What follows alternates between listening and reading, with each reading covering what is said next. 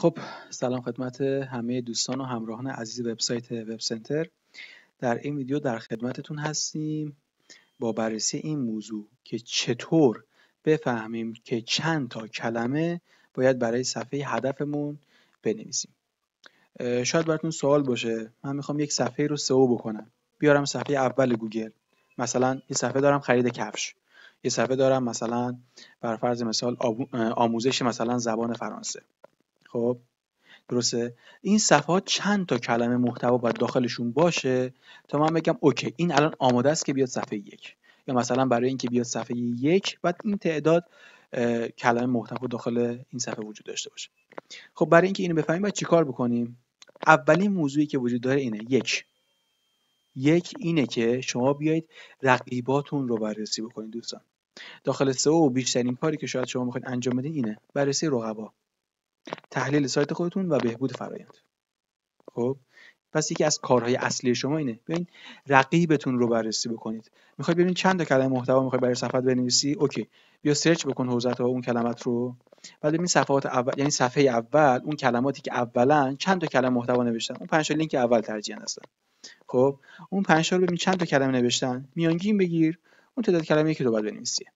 اوکی پس این از این موضوع. پس تعداد کلماتی که برای این صفحه باید بنویسی، صفحه هدفت باید بنویسی تا توی اون کلمه کلیدی بیاد بالا، میشه میانگین تعداد کلماتی که رقیبات نوشتن، اونایی که توی لینک های اولن. خب این از این موضوع. حالا چطور بفهمیم که این رقیبمون چند تا کلمه نوشته هستن؟ این صفحه‌ای که مثلا رقیب داره چند کلمه است؟ چطور بفهمم؟ استفاده از ابزارها. ابزار داخل سئو بسیار زیاده و شما محدود به این نیستین که مثلا این ابزار امروز هست فردا نیست. حالا این اگه مثلا از این یکی نخواستم از چه ابزاری استفاده بکنم، شما اصلا محدودیتی ندارید. سئو کاری دوست خوبتون گوگل هست، ازش میپرسید بهترین ابزار چیه، اونم بهتون میگه، شما از همون استفاده میکنید.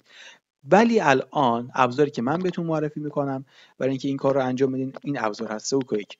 این ابزار بسیار ابزار کاربردی و خوبیه و برای سئو حتما توصیه میکنم که این رو در مرورگرتون نصب بکنید. وقتی که این ابزار رو نصب کردید، خب حالا مثلا فرض بکنید من الان آموزش زبان انگلیسی رو سرچ کردم، خب و حالا اون 4 تا لینک اول رو باز کردم. بعد جالبم هست حالا 2 تا لینک اول مربوط به یک سایت چرب زبان که نشون میده چقدر رو سئوش خوب کار کرده. من این سایت رو باز کردم، خب این 4 تا سایت رو باز کردم، این 4 تا صفحه رو باز کردم. میخوام بررسی بکنم ببینیم که هر کدوم از این صفحات، هر کدوم از این سایت ها چند کلمه برای این صفحه هدفشون محتوا نوشتن. مثلا حالا من این صفحه رو اصلا میبندم، این یکی صفحه رو بررسی میکنم از چرب زبان. ببینید راست کلیک که بکنین این ابزار اینجا میاد. خب پیج اینفو رو میزنید تو کل اطلاعات صفحه رو بهتون بده. اطلاعاتش واقعا اطلاعات ارزشمندی هست، ولی خب فعلا ما با تعداد کلمات کار داریم دیگه. تعداد کلماتی که تو این صفحه وجود داره برای سایت چرب زبان 5598 تا کلمه است. اوکی پس شما حالا با توجه به این و اون دو تای دیگه بعد یک میانگین کلمه به دست بیارید دیگه. بعد یه نکته بهتون بگم تو بحث ارزم به حضورتون تکرار کلمه کلیدی، اون ابزار نکنید چقدر ابزار خوبی میتونه باشه براتون. ببینید میتونید بیاید ببینید حتی اون کلمه کلیدی خاصتون در صفحه چند بار تکرار شد، یعنی اون ارزم به حضورتون رقیبتون چند بار این کلمه کلیدی خاص رو در صفحه تکرار کرد و شما بیاید از این الگو بگیرید. یه نکته رو بهتون بگم روی دنسیتی، یعنی چگالی کلمه کلیدی، خیلی خودتون درگیر نکنید که حتما یه عددی باشه مثلا با رقیب برابر یا مثلا اینقدر اونقدر. ببینید محتوایی بنویسید که نیاز کاربر رو برطرف بکنه، این کلمه کلیدی هم باشه همونقدر که نیاز باشه خودش میاد. خب ولی خب حالا معمولا میگن که میانگین از 3% بالاتر نباشه و از 3% بالاتر یعنی دیگه خیلی بالاه دیگه. ولی الان این سایت 11 بار کلمه آموزش زبان انگلیسی رو تکرار کرده، دنسیتیش هم 59%. ببینید 59% که در صورتی که شاید خیلی از افراد بیان بگن که دنسیتی از یک کمتر نباید باشه، از 1%، در صورتی که اصلا اینطور نیست. شما هر چقدر که نیاز دارید استفاده میکنید، گوگل خودش متوجه میشه. الان این کلمه کلیدی این صفحه است، درسته؟ آموزش زبان انگلیسی که هم در تایتل هست، هم در عنوان صفحه، هم در تگ تایتل، هم در عنوان صفحه این دیده میشه و خب گوگل هم تشخیص میده این کلمه کلیدی اصلی صفحه است. یا حالا آموزش زبان هم دقیقاً همین دیگه. و عرضم بزرگتون سایت های بعدی، حالا اینو ببندیم، سایت بعدی رو باز بکنیم. سایت بعدی سریع آسانه. حالا این که میگم حالا فقط برای اینکه حالا اسم رو الان در جریان باشین، وگرنه بحث تبلیغات نیست، یعنی اینکه حالا مثلا بگیم که این سایت فلانه، ویدیو اصلا جنبه تبلیغاتی نداره. اون سه تا لینک اول بودن خودتون دیدین، این سایت بودن، اما باز کردیم اومدیم داریم بررسی میکنیم.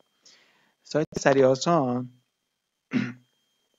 عذرخواهی میکنم، ببینید 7359 تا کلمه است.